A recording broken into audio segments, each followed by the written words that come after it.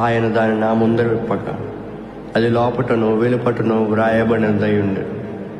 మహావిలాపమును మనోదుఃఖమును రోదనమును అని అందులో వ్రాయబడి ఉండెను. మరియు ఆయన నాతో ఇలాగూ సెలవిచ్చెను, నరపుత్రుడా, నీకు కనబడిన దానిని భక్షించు, ఈ గ్రంథమును భక్షించు. ఇశ్రాయేలీయుల యొద్దకు పోయి వారికి ప్రకటన చేయము. నేను నోరు తెరవగా ఆయన ఆ గ్రంథము నాకు తినిపించి, నరపుత్రుడా, నేను చూచున్న ఈ గ్రంథమును ఆహారముగా తీసుకొని దానితో నీ కడుపు నింపుకొనమని నాతో సెలవీయగా నేను దాన్ని భక్షించుకుని అది నా నోటికి తేనె వలె మధురముగా నుండెను.